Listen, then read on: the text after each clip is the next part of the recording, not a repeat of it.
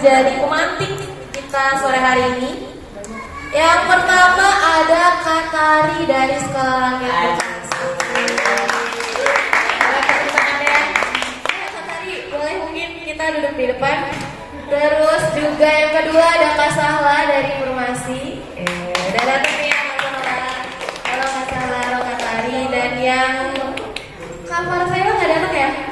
Iya nggak datang, oke nggak apa-apa lah, nanti kita bareng aja sama. Iya duduk di sini aja nggak apa-apa, nanti kita duduk bertiga. Satu lagi yang terakhir nih ada Kak Popi. Halo Kak Popi, kemarin kita ketemu ya Kak Popi ya di. Yang ada tuh di Kak Pari. Iya Kak Pari. Dari sisi laki-laki mungkin nanti kita bisa dengar versi dari kakak yang laki-laki. Oke. Di depan kita udah ada kakak-kakak narasumber, udah ada kakak-kakak pemantik yang luar biasa, insya Allah. Sehat-sehat semua kak. Kalau tadi kata Bu Rasmina, aduh mulus dada gitu ya. Nontonnya ya Allah ternyata masih ada ya. Gitu. Oke, boleh mulai mungkin dari Kak Popi yang udah ready ya megang mic, nggak apa-apa. Curang banget ya mentang-mentang saya megang duluan nih. Makanya udah siap gitu kan. Oke. Boleh Kak Popi silakan mungkin tanggapannya terkait film yang barusan kita tonton, gimana nih Kak?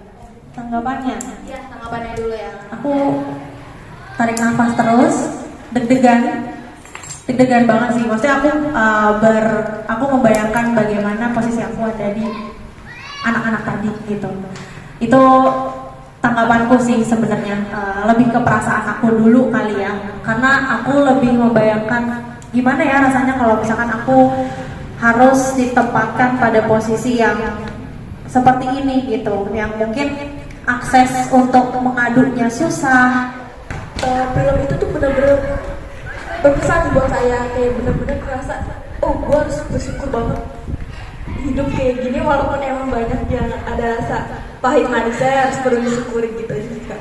Jadi pahit manisnya kita kayak pahit-pahitnya kita, ya Allah kita capek kita dan lain-lain, ternyata ada yang lebih pahit di sana gitu ya kayak yang benar-benar kebebasannya itu tidak bisa menjadi miliknya gitu ya kayak ini benar-benar sangat membuka mata kita lagi dan lagi, apalagi ini film dokumenter ya kayak jadi benar-benar emang based on true story gitu ya, kita benar-benar bisa melihat bagaimana perasaannya, bagaimana tempatnya, bagaimana latarnya dan semuanya itu emang benar-benar nyata ya. Jadi kan biasanya kalau film mungkin dibuat fiksi atau mungkin dibuat tidak based on true story, tapi ini benar-benar based on true story ya. Wih, gue beruntung banget kan perempuan yang bisa menjadi objek buat apa aja, kayak buat aset harta. Kan sekarang kan juga perempuan juga bisa jadi subjek ataupun hal-hal yang lain kan, sebagai yang benar-benar perlu dihargai sebagai manusia. Yang hak-haknya tuh ya harus dipenuhi. Cuma sekedar ya kalau lu udah umur 17 ataupun udah SMP ya udah berhenti, harus kerja gitu.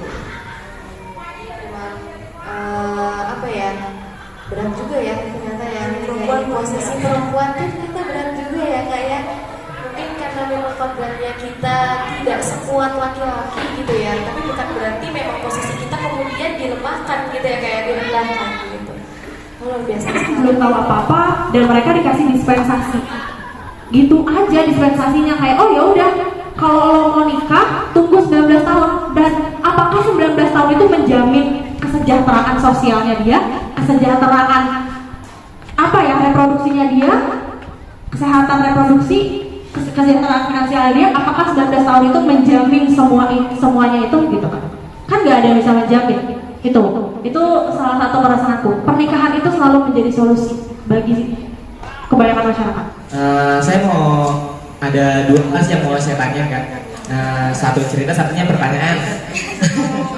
Ini menurut sudut pandang dari ini aja ya, sudut pandang dari kakak yang di depan. Selain dari campaign atau edukasi ya, menurut kakak tuh ada hal apa lagi sih yang bisa membantu khususnya di sekitar daerah kita dulu lah gitu, buat mengurangi terjadinya hal pernikahan dini gitu. Mungkin saya ada beberapa yang mungkin masih harus kejadian, entah itu faktor karena orang tua atau lingkungan atau mungkin karena, menurut saya sih pribadi pengalaman hal pernikahan dini itu lebih ke terjadi karena awasan dari orang tuanya kurang menurut saya pribadi. Karena yang lihat banyak masih yang mungkin dari kakak sering lihat wanita masih keluar. Sebenarnya bingung sih ya, karena berbicara film ini gitu kan, kita mau ngebedah dari sisi manapun ada sisi positif atau negatifnya kayak gitu. Karena berbicara oke lah pernikahan dini di rumah saya, lingkungan pesantren, pernikahan dini itu satu hal yang wajar dan mereka senang-senang aja. Karena kan ya udah secara agama juga gitu, mereka orang Bali. Bingung lah ya sebenarnya, cuman kalau dari saya solusi selain edukasi, sebenarnya lebih apa ya, menanamkan pola pikir supaya kita tuh bisa merdeka sedari di pikiran kayak gitu. Kenapa? Karena apa ya, banyak dari kita yang bahkan dari kecil tuh udah nggak bisa bebas buat mikir, nggak bisa bebas buat melakukan apa yang kita mau. Contohnya kayak misalnya anak-anak nih main keluar hujan-hujanan, jangan hujan-hujanan nanti sakit gitu-gitu. Padahal kan ya kita kan pengen tahu, pengen main gitu, pengen tahu oh kayak hujan seperti ini loh. Kita pengen belajar dari awal apapun. Mainnya jangan jauh-jauh, nanti hilang, nanti dicuri gombal segala macam. Padahal kan ya kapan kita mau eksplorasi lingkungan sekitar kalau kita nggak belajar dari ini kayak gitu. Nah dari situlah ada impact atau ada efek ketika memang si anak itu jadi orang yang merasa tertekan. Nah itu kan pelopor itu kita harus menjadi contoh kan, menjadi contoh. Oke, di sini kakak-kakak, saya yakin kakak-kakak sudah ada pengetahuan terkait ininya gitu ya, supaya tidak ya kakak jangan jadi pernikahan dini juga. Jangan kakak bilang wah jangan pernikahan dini nih, taunya nikah kan, jangan gitu ya. Jadi kakaknya juga harus menjadi role model bagi semuanya. Terus pelapor kalau misalnya kakak lihat, pertama kekerasan. Kalau misalnya kakak lihat ada kekerasan, ya laporin. Kakak laporin, apalagi kalau misalnya kakak-kakak yang sudah kuliah kan punya kekuatan untuk ya langsung lapor ke RT ataupun yang lain. Kalau misalnya yang lihatnya itu cuma anak SMP atau SMA kan masih kayak aduh takut mau lapornya kemana gitu kan ya. Nah jadi di sini kakak-kakaknya juga harus membuka diri untuk sadar akan anak gitu loh. Dari tadi yang saya dengar kakak-kakak lebih membahas ke perempuan yang dewasanya. Jadi sini saya mau nambahin terkait sudut pandang saya di anaknya gitu. Karena saya juga baru selesai jadi anak. Karena yang dikatakan anak itu kan dalam Undang-Undang Nomor 23 Tahun 2002, anak itu yang dikatakan anak itu dari umur 0, dari 0 bahkan dari dalam kandungan sampai 18 tahun. 18 tahun. Jadi saya juga baru selesai banget keluar dari kata anak itu. Dan di sini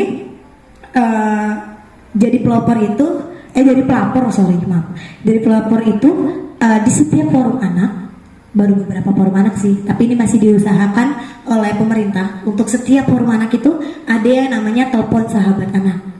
Ini khusus yang anak-anak dulu ya.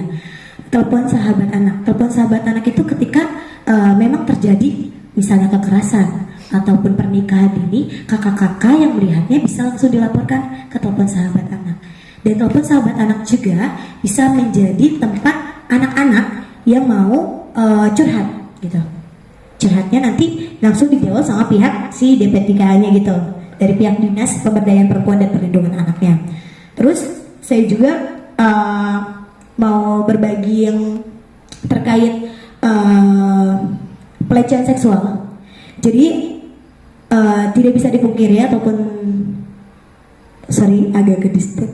Jadi sebenarnya untuk pelecehan seksual itu banyak terjadi di sekolah, banyak banget.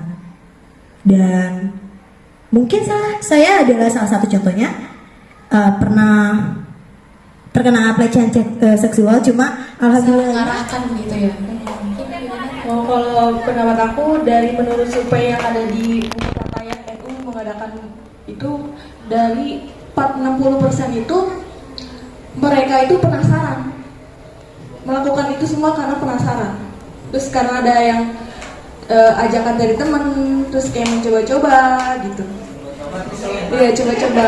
Nah jadi sebenarnya itu kita harus meninggalkan perlakuan meninggalkan hal yang menyimpang. Hal itu bukan orangnya, halnya, kayak suatu perbuatan yang harus kita tinggalkan. Mungkin kalau di pendapat aku ya, kalau di sekarang ini mungkin banyak orang tua yang anggapan anak gue udah remaja, udah bebas pacaran, ke rumah boleh, jalan-jalan kemana boleh, tapi kayak kita diberi kebebasan tapi harus punya aturan. Nah, kita harus punya aturan. Wujudkan sebagai satu buah aksi gitu ya. Tapi mungkin untuk forum diskusi ini mungkin formalnya kita closing statement dulu mungkin dan mengingat waktu. Nanti setelah itu mungkin kalau ada diskusi lanjutan boleh mungkin, jadi nanti kalau ada yang berkepentingan mungkin ingin pergi lebih dulu tidak apa-apa, tapi mungkin bisa kita lanjut nanti. Oke, mungkin closing statement dari kakak-kakak yang ada di depan, silakan. Oke, kalau dari aku closing statementnya adalah sebuah kata ajakan kali ya, quotes, ya benar banget. Itu untuk perempuan, tingkatkan rasa percaya diri kalian. Itu aja sih. Nah, 9 orang perempuan yang ada di sini, tingkatkan terus rasa percaya diri kalian. Terima kasih. Terima kasih buat Kak Tari. Tepuk tangannya dulu dong buat Kak Tari. Iya. Boleh dilanjut Kak. Kalau menurut kalau closing statement, kalau dari aku tetap jadi perempuan yang penuh rasa semangat, rasa bersyukur atas nikmat yang Allah berikan. Kita boleh mengeluh, tapi kita jangan pernah mengecilkan nikmat Allah yang telah diberikan gitu. Udah itu aja. Oke, terima kasih buat Kak Salma. Keren. Buat Kak Salma.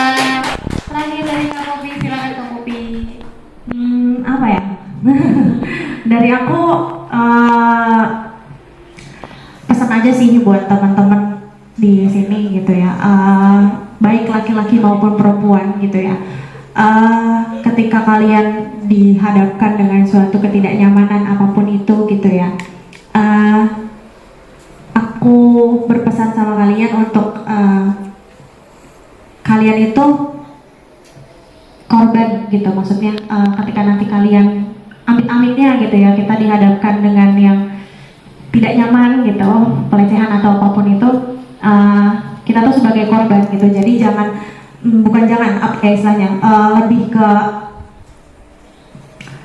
kalian itu tidak patut disalahkan gitu, tidak boleh disalahkan karena kalian itu korban, dan yang seharusnya disalahkan adalah pelakunya. Jadi jangan sampai menukar pikiran kalian dengan sesuatu hal yang seharusnya kalian tidak pantas disalahkan. Gitu aja sih, karena kita nggak pernah tahu ya apa yang terjadi ke depannya gitu. Itu sih. Terima kasih. Terima kasih. Tepuk tangan sekali lagi buat 3 pemantik ya narasumber kita sore hari ini. Oke, tiba kita di penghujung diskusi gitu ya. Terima kasih kepada seluruh teman-teman dari berbagai asal ya, dari kakak-kakak dari Sekolah Rakyat Bekasi, kakak-kakak dari Permasi, Kak Popi, kemudian juga kakak-kakak dari Kak Vita, dari kakak Universitas Bayangkara, juga dari teman-teman saya dari Rumah Pelangi Bekasi. Saya ucapkan terima kasih banyak sudah hadir pada acara kita di sore hari ini. Semoga di agenda berikutnya kita bisa berkumpul lagi dalam agenda diskusi, dalam agenda sharing, atau mungkin kegiatan positif lainnya ya. Kita mungkin bisa bekerja sama, dan juga mungkin nanti setelah ini bisa kita Rumah Pelangi. Banyak faktor yang harus kita lihat gitu. Salah satunya ya pola parenting, pola pengasuhan, lingkungan gitu kan. Dan aspeknya itu ya dari aspek kognitif atau pengetahuan dia tentang norma-norma di lingkungan sekitar, norma-norma agama dan sebagainya, sebagai rem buat orang tersebut untuk ya mengendalikan kontrol diri lah ya, seperti itu. Terus juga yang paling membentuk sih menurut saya di awal itu memang fondasinya ya pola pengasuhan di awal ya.